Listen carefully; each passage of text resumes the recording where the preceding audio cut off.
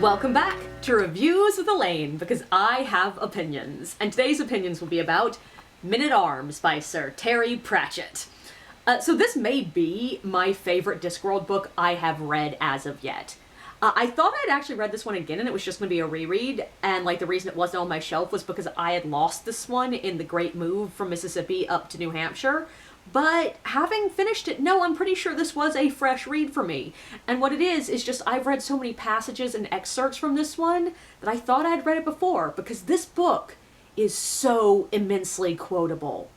Men-at-Arms is one of the Night Watch books. We start the story with Sam Vimes about to retire. He is getting married, and he's marrying the noblewoman Sybil. And, of course, once he has moved up into society, he will not be a guard anymore. Meanwhile, the Night Watch has gone on a diversity drive, hiring a dwarf, a troll, and Angua, a woman who also happens to be a werewolf. Meanwhile, animosity between the trolls and the dwarves in the city is reaching a boiling point. They are traditional enemies and have been fighting for, since Discworld came into being. And with more and more of them moving into the city every day, some of the city streets are beginning to look like they might see a reenactment of historic battles any day now. Meanwhile, because there is no such thing as a Discworld book with only one plot, a young assassin has devised a plot to drag Ankh-Morpork back to the good old days when they had a king. And to do so, he has moved an artifact onto the game board unlike anything Discworld has ever seen before. Something that scares and fascinates the assassins, that horrifies the guards, that the patrician himself thinks is too dangerous, and that will blow a hole in what little fragile peace has been established between the dwarves and the trolls. So first thing first, I do want to say I am utterly, unendingly amazed how every single Terry Pratchett book I have ever read has these moments where I'm just reading along and something feels so topical and pertinent to the current news cycle that I wonder if Pratchett was fucking psychic. And if this book had come out this year, I would have been like, yeah, I know exactly which news stories the last 2 or 3 years inspired this book. There were moments that I found myself flipping through to the, copyright page to reassure myself, no, really, this book came out in 1993. This is not about the last few years. Especially some of the stuff with policing and the police is just so pertinent.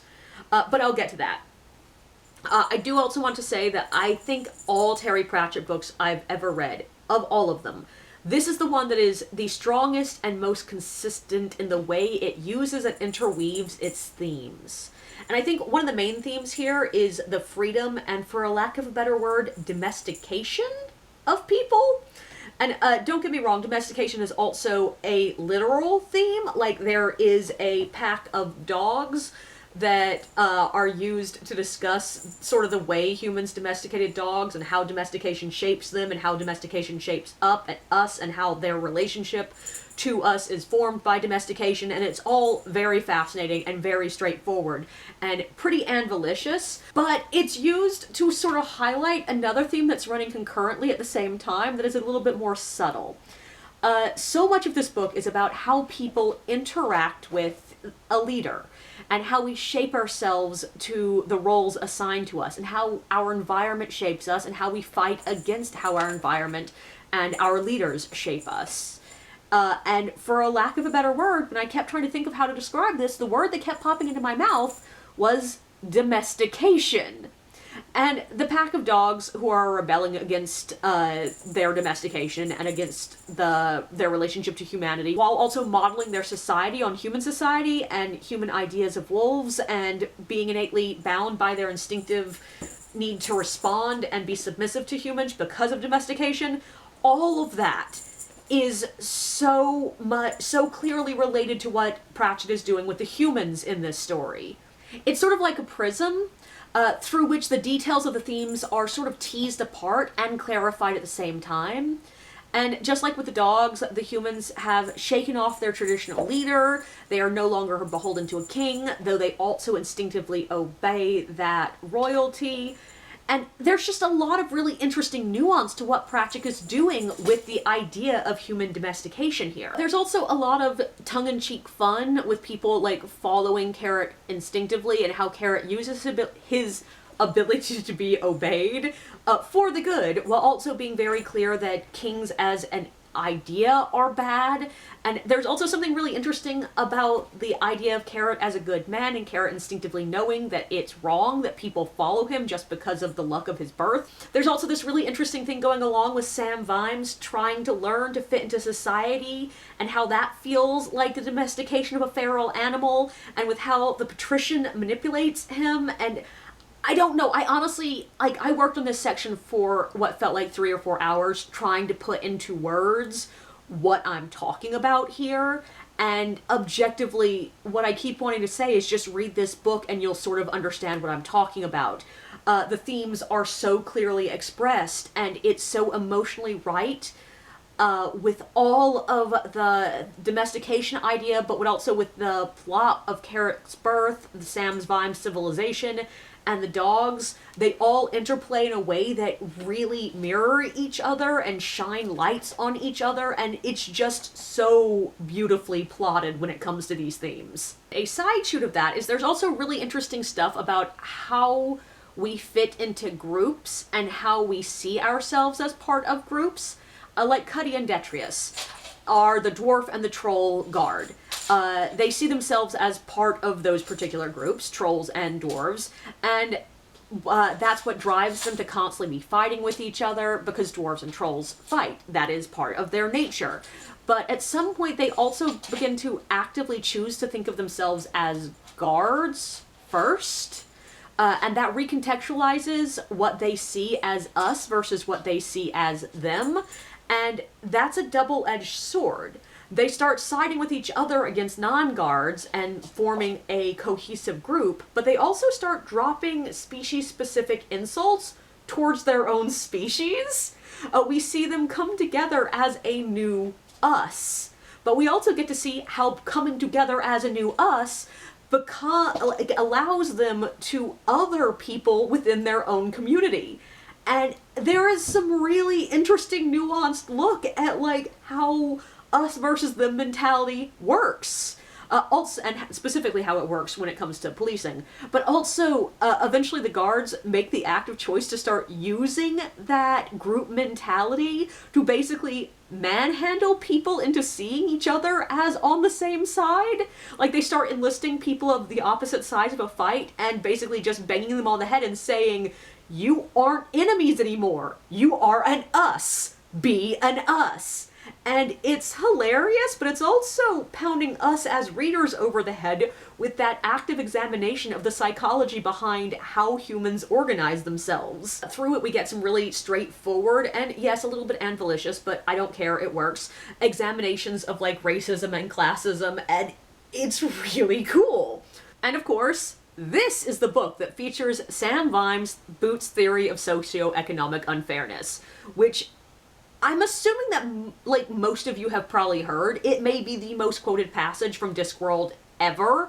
And in case anyone out there hasn't heard it, it's on page 32. And it goes, take Boots, for example. He earned $38 a month plus allowances. A really good pair of leather boots cost $50. But an affordable pair of boots, which were sort of okay for a season or two, and then leaked like hell when the cardboard gave out, cost about $10. Those were the kind of boots Vimes always bought, and wore until the soles were so thin he could tell where he was in Ankh-Morpork on a foggy night by the feel of the cobbles. The thing was that good boots lasted for years and years.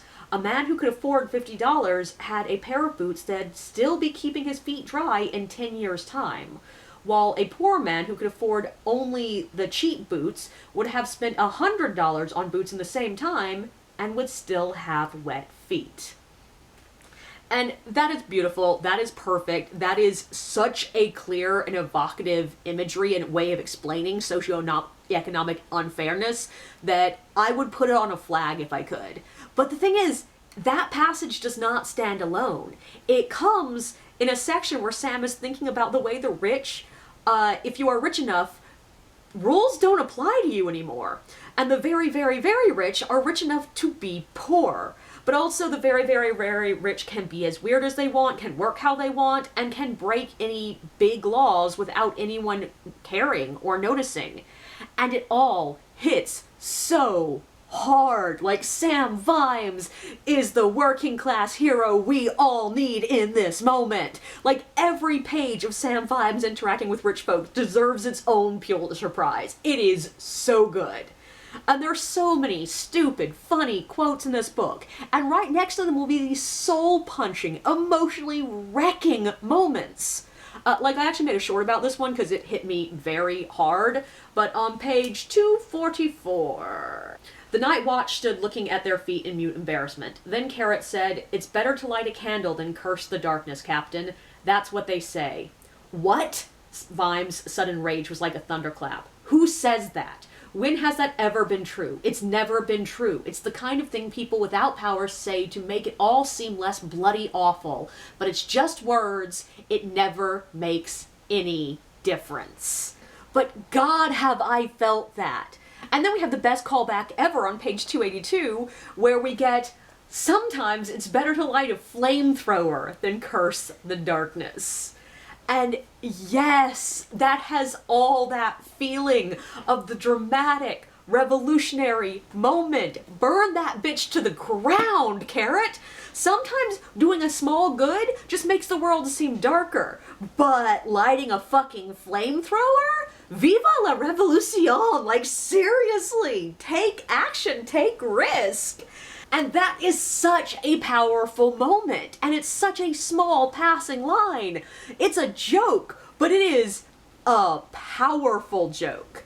I do also want to talk about how Pratchett uses power and powerlessness in this book. Like, there's always the patrician and the way that he rarely does anything openly or actively powerful. Like, he does not take a lot of actions, but everyone fears him as being incredibly powerful. Like, Colin, for one, fears nothing more than the patrician being ironic at him. And, like, there's Carrot's instinctive ability to be obeyed that stems directly from his being a good person, assuming everyone else is good, and being likable enough that people do what he expects them to do. But there's also the power of the gun. Vimes has a lovely passage where he thinks about the gun's power and how it's different than any other weapons, because, like, a spear or a bow, it's about storing up the power of your own muscles to use later. But this was a power that was from the outside, and that power is not something you use, it uses you, because it is a power outside of you, and therefore there is something separate and sentient about it. And Pratchett really runs with the idea. The gun is presented as really sentient. It has thoughts, it has desires, it whispers to anyone who holds it. The first character we see pick it up is described as no longer being himself because he becomes so thoroughly possessed by the gun. And it kills. This is, of course, a direct call-up to the old cliche, guns don't kill people, people kill people.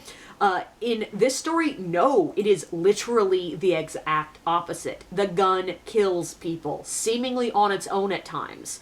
And there's something really interesting in the way that this sentient magic artifact interacts with the way people in our world, the real world, see guns, and how they are seen as somehow completely different class than any other weapon, and how they are almost imagined as something more than an object. They are often almost deified in our culture. And in this book, that's all just taken to the extreme of a slightly more literalization. But also, there's a direct literalization of the gun, giving the wielder the feeling that they can change the world around them, but only through violence.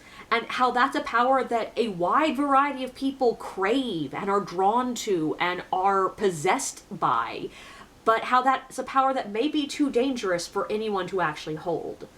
And it all plays into the idea that power itself is sentient. The power is the thing that is taking control. And it's really fascinating. And then there's the cops. So the heroes in this book are police, and that can be a tricky thing to pull off, especially in the current era. But amazingly, this book that's published in 1993 is clearly aware of how problematic police as heroes can be. And it plays with so many of the elements of that problematic nature. The heroic perception, the corruption, the system as something that allows for bias and violence against oppressed classes, but also the system as something that restrains the negative human impulses and makes us better. This book even plays with the tendency of the job of policing to sort of lead cops to think in terms of stereotypes, because so much policing is a job that relies on looking at patterns. But humans aren't patterns. This book refuses to reduce the system of policing to be a simple good or bad, but objectively that's a very Pratchett thing to do. He rarely reduces anything to simple good or bad. There's always nuance, there's always complications, there's always a different way of looking at it. But I also want to talk about the romance in this book. So romance in Terry Pratchett books are always a bit odd. Like, there's something about the way he writes people that makes romance feel disconnected. And I think part of that is Pratchett is really enamored with the ridiculosity of humanity. The way he writes character does allow the reader to see the heart and soul of the character, but sort of like out of the corner of your eye. Because what you're really focusing on is the silliness, the awkwardness, the cowardliness, the simpleness, the stupidity, the dirtiness, all these somewhat negative, but also light, playful, negative emotions and natures are what we tend to focus on. A lot of Terry Pratchett characters are described as ugly, but not in a mean way. Like, isn't it ridiculous that this character looks like the traditional hag, or this character has a really awkwardly shaped body, or whatever? But it's never making fun of that. It is a humanization of these negative, usually seen as negative traits. And this makes for some really fun stories, it makes for playfulness, it makes the characters amusing and humanized, but it doesn't really incline us to deeply empathize with the characters. We get their thoughts, but we don't tend to get their big emotions. We don't even usually tend to get much at all of what they're feeling. Pratchett as an author is not going to very often show us the moment that the character's heart breaks, or where they feel deep joy or sadness. And that keeps a certain distinct separation between the reader and the characters. We aren't going to get the tingles in our hearts and other areas when we're reading about these characters kissing. And we rarely see the characters feeling like romantic or sexual desire from the inside. If we see anything, it is directly from the outside. Like, we might see them blushing or stammering or making a dirty joke or smiling at each other. But we're not inside their heads reading about how they desperately want to reach out and touch each other, or how they want to kiss each other, or how they just want to spend more time with each other. And because of this, in a lot of Terry Pratchett books, the romance feels like something you watch the way you'd watch a cute couple walking down the street. But Carrot and Angua, this slips a bit more close to the way romance is portrayed in most contemporary books. We see a good bit of Angua thinking about Carrot. We get enough of her physical responses to him, usually as portrayed by Gaspard talking about them, but we have enough that we're building tension towards something. And Carrot and Angua are also the closest to traditional heroes that Pratchett really gets. They're both described as traditionally attractive, they are both good people, they both are willing to fight for what's right, and we don't tend to focus on the physical that much with them, but what we do get implies that they are sexual beings. And they are likable together. And it honestly creates a really cute relationship. And I really like that. Because, like, as much as I do love that weird, distant way Pratchett writes romances, it just doesn't have the same feels that you get from cute romantic stories in other books, and it's nice to occasionally have that. But another side of this book having a slightly stronger emotional core is this book features possibly one of the only Discworld deaths that actually hit me emotionally. And I don't mean the character death, I mean, like, people dying. And I found myself actually tearing up at one point in this book. And Discworld books are not books you cry in, so that is pretty impressive. But also, on the other side of that, the character of Death himself is used in this really interesting foreshadowing clue way that is utterly amazing, and I don't want to tell you anything more about it because it ruins a big surprise. But the other thing I want to talk about is the feeling of the future. So, if you tell anyone that you've never read a Discworld book, almost everyone, one of the first things they're going to say is, you can sort of start anywhere. Like, whichever book you want to pick up, it's fine. Like, yeah, there are an order of, like, continuity. Like, you can start with The Color of Magic or The Light Fantastic. I don't remember which one's the first. And, like, there are series within series. So, like, you can read the Night Watch series. You can read the Witches series. And most people are going to advise you to start with one of those as the first. But objectively, you can pick up pretty much any book in the entirety of Discworld, read it on its own, and be fine. Part of that is because a lot of Discworld books have something in common with sitcoms, and specifically it's the fact that both sitcoms and Discworld books tend to reset to a neutral at the end of each book. Like, almost every single Discworld book is about a character trying to do something big and destructive, and our main characters trying to keep the world balanced on the back of the turtle, like trying to put everything back to normal, and preferably a little bit better, but normal. And this one does fit that mold. Like, we have a guy who wants to basically do a revolution and put a king on the throne of Ankh-Morpork, and the guards stop that. But the best of the Discworld books, the ones that really hit the strongest for me, are the ones that have a sense of future at the end. And specifically, they're the ones that we do get set back to the status quo, but a slightly better version of the status quo, with an implication that we're going to continue down the path of better. Things have improved just a little bit. And this book is one that does have that feeling of slightly better than the status quo at the end. There's a little more diversity in the Watch. The Watch is not just saying all is well, they are actively attempting to make all is well. Vimes has more power to fix the inequalities that he has wanted to fix without the need of a flamethrower. And it brings something about Discworld into sharper focus for me. Discworld is a series, as a whole, that is about fighting inequalities, standing up against unfairness, fixing systems, but not burning the world around you to do so. While sometimes you do have to light a flamethrower in the darkness, you don't let the troll take the siege weapon to the Assassin's Guild. This book and this series is about demanding change, but not the guns way. Not by blowing holes in things. Our hero's choice of tools in this book is likability and faith that people will do what is good if he just asks them to. Because, yeah, while Sam Vimes is the character that gets all the best lines, he is the emotional arc character, he is, fairly stated, the protagonist of this book, Carrot is the hero. And Carrot is at his core a simple, good man. But yeah, I would say overall, if you are looking for a Discworld book to start on, even though this one is not the first of the Watch books, I would say you should start with this one. It's a good book to start with because it may be my favorite of the Discworld books. Or Monstrous Regiment. But that one's my favorite just because of feminism.